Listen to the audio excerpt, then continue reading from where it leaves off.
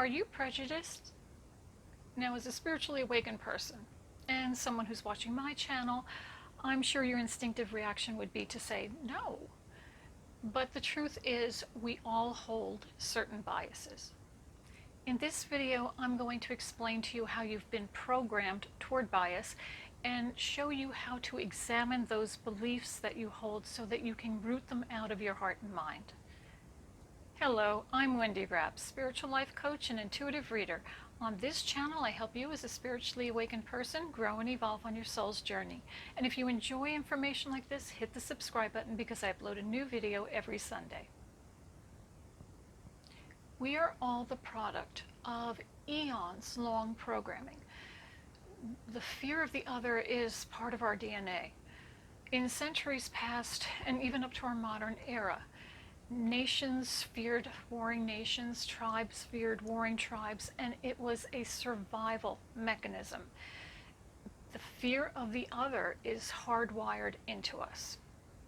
In modern times, this fear plays out in more insidious ways, usually through mainstream media, through stereotypes that we see either on the news or television shows or in movies. And you probably picked up certain biases from the people who raised you, your parents, your grandparents. Now, they were probably very nice people and would never think to do anything unkind to anyone, but in the privacy of your own home, behind closed doors, were there certain attitudes that they expressed that may have lent you to develop certain biases? We have all been programmed to have certain unconscious biases toward others. And if we want to make change in this world, then we have to be honest with ourselves and challenge our own bias thinking. We all have preconceived ideas of the people that we meet and see on the street every day. It's human nature.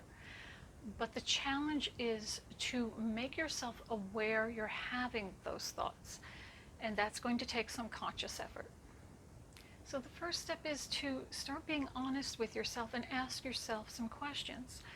What's the first thing that comes to your mind when you see a person of a different race? What's the first thing that comes to your mind when you see a person who's wearing religious attire or garb that identifies them with a religion other than your own? How does a person's age, weight, social economic standing, sexual orientation, or sexual identity affect the way you think about them?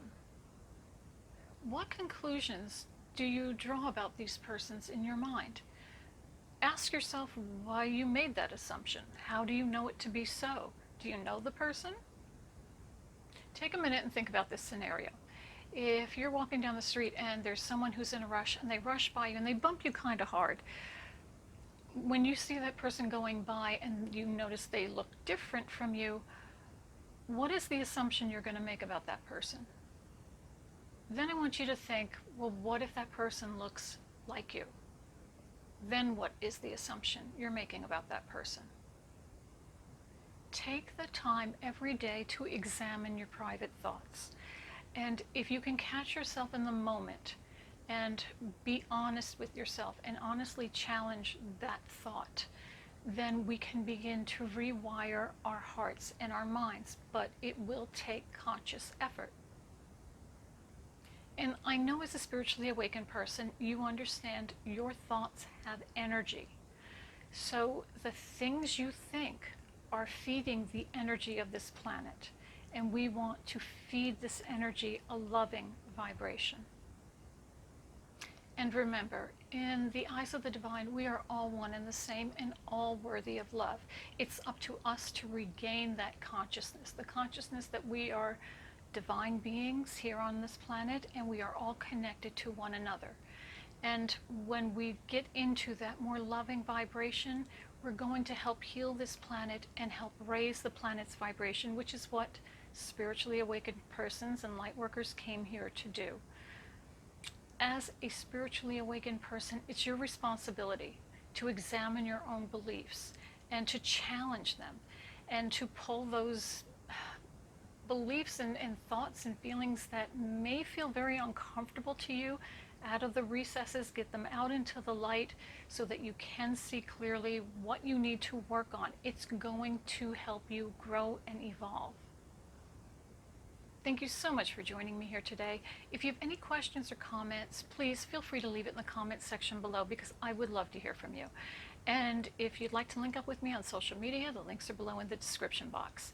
Also, if you'd like to get a phone reading with me, I now offer phone readings as well as in-person sessions at Earth Spirit.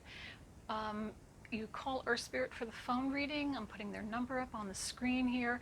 They have my schedule, and I will read you over the phone if that's what would make you more comfortable. Or if you don't live in the New York, New Jersey area and you'd like a reading, you can still get one with me. And as always, remember, you are a spark of the divine.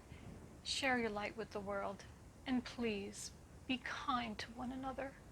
Blessings.